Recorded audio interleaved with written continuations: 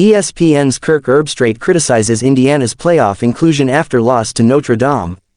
In the aftermath of Indiana's defeat to Notre Dame in the college football playoff opener, questions have surfaced regarding the Hoosiers' inclusion in the playoff field. The number 10 ranked Indiana Hoosiers fell to No. 7 Notre Dame by a score of 27-17 on Friday night in a game that many believe was not as close as the final margin suggests. The Fighting Irish dominated from the start, building a 27-3 lead before Indiana added 2 late touchdowns during garbage time. ESPN analyst Kirk Herbstreit did not hold back in his assessment of Indiana's performance on Saturday's edition of College GameDay. Speaking about the lopsided nature of the contest, Herbstreit was blunt in his criticism. Indiana was outclassed in that game. It was not a team that should have been on that field when you consider other teams that could have been there, Herbstreit said.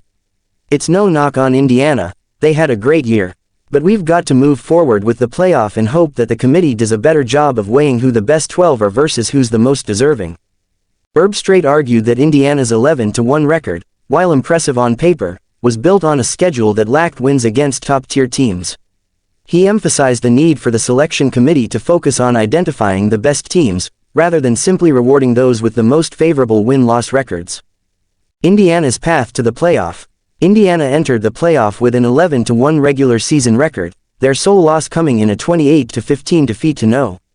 8 Ohio State. The Hoosiers also defeated Michigan and Washington, the two teams that had competed in last season's national championship.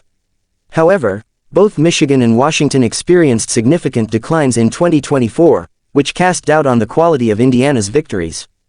Despite these questions, Indiana's inclusion in the inaugural 12-team playoff seemed inevitable due to their strong record in a power conference.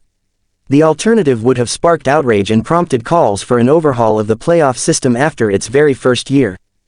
The debate over playoff selection. Herbstreit's comments reignited a broader debate about how teams are selected for the playoff. Critics pointed to the lack of clear alternatives to Indiana in this year's field. Miami, for example, finished 10-2 but suffered a humiliating collapse against Syracuse in the final week of the season, while teams like Alabama, Ole Miss, and South Carolina each had 3 losses.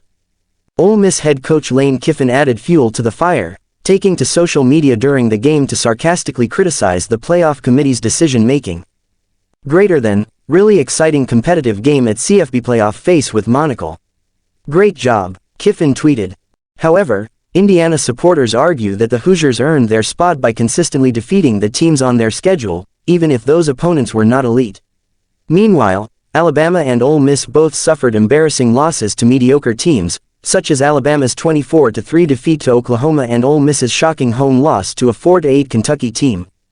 Looking ahead, while Indiana's playoff appearance ended in disappointment, it highlights the challenges the selection committee faces in evaluating teams.